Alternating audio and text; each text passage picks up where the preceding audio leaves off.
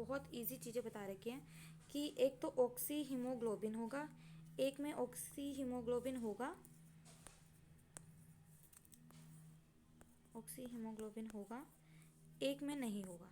ठीक है, किस में होगा? जिसमें पी पी ओ टू ज़्यादा हो, P C O to come हो, टेम्परेचर कम हो, एच पॉजिटिव कम हो। ठीक है, यहाँ पे ना लगभग ना सब कम है, बस पार्शियल प्रेशर ऑफ ऑक्सीजन ज़्यादा है। यहाँ पर सब ज़्यादा होगा लेकिन पार्शियल प्रेशर ऑफ O2 कम होगा। सिंपल सी चीज़ है, बस ये समझ जाओ। जहाँ पर पार्शियल प्रेशर ऑफ ऑक्सीजन ज़्यादा है वहाँ क्या होगा? वहाँ पर होगी ज़्यादा है तो क्या होगी? ऑक्सी हीमोग्लोबिन की फॉर्मेशन होगी। कम है तो ऑक्सी हीमोग्लोबिन का क्या होगा? डिसोसिएशन होगा। ठीक है, अभी इतना आपको समझ आ गया होगा। अब यहाँ पे चलो, ट्रांसपोर्ट ऑफ कार्बन डाइऑक्साइड। अब कार्बन डाइऑक्साइड जब बाइंड करेगा, जब मैंने आपको बताया कि जब ऑक्सीजन बाइंड करता है हीमोग्लोबिन के साथ तो उसको कहते हैं ऑक्सी हीमोग्लोबिन। जब CO2 करेगा तो उसको कार्बमिनो हीमोग्लोबिन। क्या कहते हैं? कार्बमिनो हीमोग्लोबिन। कार्बमिनो हीमोग्लोबिन जब ऑक्सीजन के साथ होगा तो ऑक्सी हीमोग्लोबिन, जब CO2 के साथ होगा तो क्या होगा? कार्बमिनो हीमोग्लोबिन। क्या होगा? कार्बमिनो हीमोग्लोबिन। और ये कितना होता है? 20 to 25% ही होता है। ठीक है, बाइंडिंग जो है वो रिलेटेड होती है, ये मैंने आपको बताया पार्शियल प्रेशर पे से इफेक्ट पड़ता है। ठीक है, तो ये अफेक्ट कर सकती है, मेजर मेजर मेजर अफेक्ट कर सकती है, मेजरली अफेक्ट कर सकती है। किसको? बाइंडिंग को अफेक्ट कर सकती है। कौन? इसकी कंसंट्रेशन, किसकी? पार्शियल प्रेशर, सॉरी, O2 का, CO2 का पार्शियल प्रेशर अफेक्ट करता है। क्योंकि मैंने आपको बताया पार्शियल प्रेशर ऑफ O2 जब ज़्यादा होगा तो क्या होगा? ऑक्सी हीमोग्लोबिन की फॉर्मेशन होगी। अगर कम होगा यानी CO2 का पार्शियल प्रेशर ज़्यादा होगा तो कार्बोमिनो सॉरी डिसोसिएशन होगी। किसकी? ऑक्सी हीमोग्लोबिन की। तो यानी आप मान सकते हो ना क्या हो रहा है? क्या हो रहा है? कार्बोमिनो हीमोग्लोबिन की फॉर्मेशन हो रही है। ठीक है, अब आगे देखो, जब PCO3 जब होता है कम, ठीक है, और PO2 यानी PO2 बोल रही हूँ, मतलब पार्शियल प्रेशर। ठीक है, पार्शियल प्रेशर ऑफ CO2 जब कम होता है, पार्शियल प्रेशर ऑफ O2 जब हाई होता है तो वो एल्वोलाई में होता है। क्योंकि एल्वोलाई में O2 की मात्रा ज़्यादा होती है तो इसमें पार्शियल प्रेशर ऑफ O2 ज़्यादा होता है। ठीक है, अब जब CO2 की बात है तो CO2 की पार्शियल प्रेशर ज़्यादा होगा और O2 का कम होगा। बस इसमें यही बता रखा है। और आरबीसी के पास एक बहुत ही कंसनट्रेटेड एंजाइम होता है जिसको कहते हैं कार्बोनिक एनहाइड्रेस। क्या कहते हैं? Carbonic anhydrase. और जो कि सेम क्वांटिटी में भी या मिनट क्वांटिटी में भी कहाँ पर प्रेजेंट होता है? प्लाज्मा में भी प्रेजेंट होता है। क्या?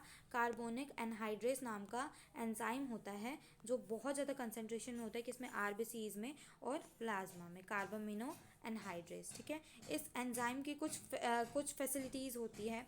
जैसे CO2 के साथ जब वाटर जो होता है तो ये कार्बोमिनो एनहाइड्रेस ही एंजाइम होता है जो HCO3 का फॉर्मेशन करवाता है। और HCO3 फिर ये दोबारा किसमें? H पॉजिटिव आयन में डिसोसिएट हो जाता है। ठीक है, टिश्यू लेवल पे देखो, एल्वेलाई के साइड पे क्या होगा? पार्शियल प्रेशर ऑफ O2 ज़्यादा होगा। लेकिन टिश्यू साइड में किसका ज़्यादा होगा पार्शियल प्रेशर? CO2 का ज़्यादा होगा। क्यों? क्योंकि होता है क्योंकि कैटाबोलिज्म होता है। यहाँ पे क्या होता है? कैटाबोलिज्म। एनाबोलिज्म, कैटाबोलिज्म पढ़ा होगा। कैटाबोलिज्म यानी dissociation. Dissociation we can say, और we can say the break down. ठीक है, लेकिन anabolism means adding up. So यहाँ पे और CO2 का हाई इसलिए होता है कहाँ पे? टिश्यू साइड पे पार्शियल प्रेशर CO2 का ज़्यादा क्यों होता है? क्योंकि कैटाबोलिज्म होता है। यहाँ पे CO2 जो है वो ब्लड में डिफ्यूज हो जाता है, प्लाज्मा और रेड आरबीसीज में, और क्या बनाता है? HCO3 बनाता है। HCO3 और H+। मैंने आपको रिएक्शन बताया कौन सा एंजाइम इन्वॉल्व होता है इसमें? कौन सा एंजाइम? Anhydrase, कार्बोमिनो anhydrase. ठीक है, यहाँ पे एल्वुलर साइड में क्या होता है? PCO2 कम होता है और रिएक्शन जो होता है वो प्रोसीड होता है अपोजिट डायरेक्शन में।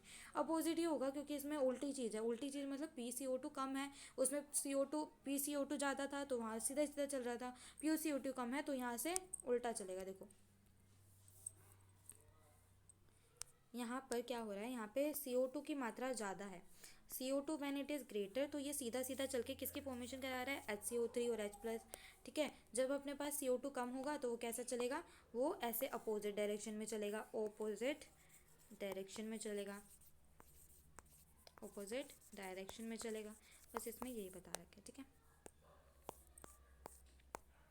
नेक्स्ट आता है रेगुलेशन ऑफ रेस्पिरेशन। रेस्पिरेशन का रेगुलेशन रेगुलेशन कैसा होता है, बहुत इंपॉर्टेंट टॉपिक है और बहुत इजी भी है और बहुत इंटरेस्टिंग भी है। तो ह्यूमन बींग्स के पास एक एबिलिटी होती है हर चीज़ को मेंटेन करने की, मॉडरेट करने की, ठीक है। तो यहाँ पर अब ना अपने पास ना कुछ न्यूरल सिस्टम पे ना अपने पास कुछ रिदम्स होते हैं, कुछ रेस्पिरेटरी रिदम्स होते हैं जो अपने बॉडी टिश्यू की डिमांड को सुनते हैं। जैसे मम्मी आपकी डिमांड को सुनती है, वैसे ये बॉडी टिश्यू की डिमांड को सुनते हैं। हर एक डिमांड पूरी की जाती है, ठीक है, हर एक डिमांड पूरी की जाती है। अब ये न्यूरल सिस्टम ही एक तरीके से मेंटेन करता है। अब अपने पास एक स्पेशलाइज सेंटर होता है, कहाँ पर, मेड्यूला के रीजन में। मेड्यूला के रीजन पे हमारे पास ब्रेन में मेड्यूला वाले रीजन पे हमारे पास एक स्पेशलाइज सेंटर होता है, रेस्पिरेटरी रिदम सेंटर। और वो किस लिए, रेगुलेशन के लिए, रेस्पिरेटरी रिदम रेगुलेट करवाता है, ठीक है। रेस्पिरेटरी रिदम सेंटर क्या करता है, रेगुलेट करवाता है। अब एक दूसरा सेंटर हमारे कहाँ पे प्रेजेंट होता है, ब्रेन के पोन्स रीजन में। कहाँ, ब्रेन के पोन्स रीजन में, जिसको कहते हैं न्यूमोटैक्सिक सेंटर। न्यूमोटैक्सिक सेंटर का काम है मॉडरेट करना। क्या करना, मॉडरेट करना, रेस्पिरेटरी रिदम सेंटर के फंक्शन को मॉडरेट करना, ठीक है। अब आपको ये याद करना है कि कौन सा कहाँ पर होता है, ठीक है, कंफ्यूज हो जाते हैं कई बार बच्चे। रेस्पिरेटरी रिदम सेंटर कहाँ पर है, ब्रेन के मेड्यूला में, ब्रेन के मेड्यूला रीजन में, ठीक है। ब्रेन के मेड्यूला रीजन में क्या है, रेस्पिरेटरी रिदम सेंटर। नेक्स्ट है अपना न्यूमोटैक्सिक, ये कहाँ पर है अपने पास, ब्रेन के पोन्स रीजन में, ब्रेन के पोन्स रीजन में, ओ गॉड, ब्रेन के पोन्स रीजन में अपने पास क्या होता है, अपने पास होता है ब्रेन के पोन्स रीजन में अपने पास क्या होता है, अपने पास होता है, हाँ, न्यूमोटैक्सिक सेंटर अपना कहाँ है, ब्रेन के पोन्स रीजन में। अपना स्पेशलाइज सेंटर जो है मेड्यूला में कौन सा प्रेजेंट है, respiratory rhythm centre. Respiratory rhythm centre का काम है रेगुलेट करवाना, न्यूमोटैक्सिक सेंटर का काम है मॉडरेट करवाना, किसको, functions of respiratory rhythm centre को, ठीक है। अब यहाँ पे कोई एरिया होता है, कीमोसेंसिटिव एरिया होता है। कीमोसेंसिटिव एरिया जो होता है वो कहाँ होता है, रिदम सेंटर के एडजेसेंट, उसके बगल में या उसके पास ही होता है। वो बहुत ज़्यादा सेंसिटिव होता है, ठीक है, किससे, CO2 और H पॉजिटिव आयन से बहुत ज़्यादा सेंसिटिव होता है। किससे, very sensitive with the CO2 and the H positive ion. कौन, कीमोसेंसिटिव एरिया रिदम सेंटर के कहाँ होता है, एडजेसेंट होता है। और ये क्या करता है, इन सब्सटेंसेस के बढ़ने की वजह से क्या होता है, ये सेंटर जो होता है वो एक्टिवेट हो जाता है, ठीक है। और उसके बाद क्या होता है, ये एक्टिवेट हो जाता है और इसमें क्या क्या सब्सटेंसेस जो होते हैं वो रेस्पिरेटर जो एसोसिएट होते हैं वो होता है आर्क कैरोटिड आर्टरी, ठीक है। ये रिकॉग्नाइज करते हैं changes in CO2 H2O concentration और यही सेंड करते हैं क्या, signals to the rhythm centre for the remedial actions के लिए यही सेंड करते हैं। और यहाँ पर ज़्यादा कुछ रेगुलेशन में ना ऑक्सीजन का कुछ ज़्यादा इनसिग्निफिकेंट रोल नहीं है। अब डिसऑर्डर्स की बात करते हैं, ये लास्ट टॉपिक है I think. Disorder of respiratory system, क्या क्या डिसऑर्डर है, पहला है एस्थमा। एस्थमा क्यों होता है, एस्थमा एक डिफ़िकल्टी होती है ब्रीदिंग करने में, क्यों होती है, इन्फ्लेमेशन यानी किसी इरिटेशन की वजह से हो सकता है, इरिटेशन, स्वेलोइंग हो जाती है, बल्कि इसमें स्वेलोइंग किसकी हो जाती है, स्वेलिंग हो जाती है, ब्रोंकाई और ब्रोंक्यूल्स में स्वेलोइंग हो जाती है, उसकी वजह से डिफ़िकल्टी होने लग जाती है ब्रीदिंग में, जिससे इन्फ्लेमेशन होता है। क्यों होता है, इन्फ्लेमेशन हो जाता है किसमें, ब्रोंक्यूल्स में। फर्स्ट वन था एस्थमा। सेकंड वन है एम्फाइसेमा एक क्रोनिक डिजीज होती है जिसमें एल्वेलर वॉल्स जो होती है वो डैमेज हो जाती है। एल्वेलाई की वॉल्स ही डैमेज हो जाएगी तो क्या होगा, रेस्पिरेटरी सरफेस कम हो जाएगा।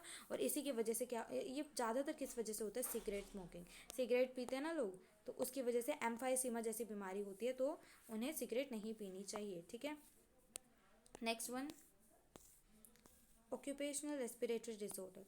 ऑक्यूपेशनल रेस्पिरेटरी डिसऑर्डर बहुत सारी इंडस्ट्रीज़ में, स्पेशली उन इंडस्ट्रीज़ में जहाँ पे ग्राइंडिंग का काम होता है या स्टोन को तोड़ने का काम होता है, तो वहाँ पे क्या होता है, बहुत सारी डस्ट प्रोड्यूस होती है और डिफेंस मैकेनिज्म जो होता है ना वो फुल्ली कॉप नहीं कर पाता उस सिचुएशन के साथ, पूरी तरीके से कॉपरेट नहीं कर पाता उस सिचुएशन के पास, क्योंकि इतना ज़्यादा डस्ट प्रोड्यूस हो जाता है ग्राइंडिंग के टाइम पे, स्टोन ब्रेकिंग के टाइम पे इतना ज़्यादा डस्ट प्रोड्यूस हो जाता है कि अपना जो डिफेंस मैकेनिज्म है, जो डिफेंस करता है बॉडी को, एक तरीके से प्रोटेक्शन प्रोवाइड करता है, वो क्या करता है, फुली कॉप नहीं कर पाता इस सिचुएशन में, और क्या होता है, लंबा एक्सपोजर हो जाता है, लंबा एक्सपोजर से इन्फ्लामेशन हो जाती है,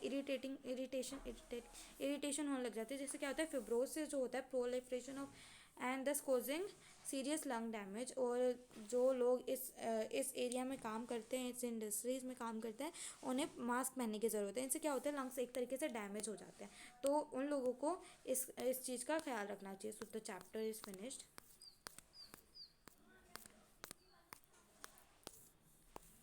Hope so you like the video. If you do liked it, please hit like, share and subscribe. We'll be meeting you with the new chapter. Thank you very much for watching this video.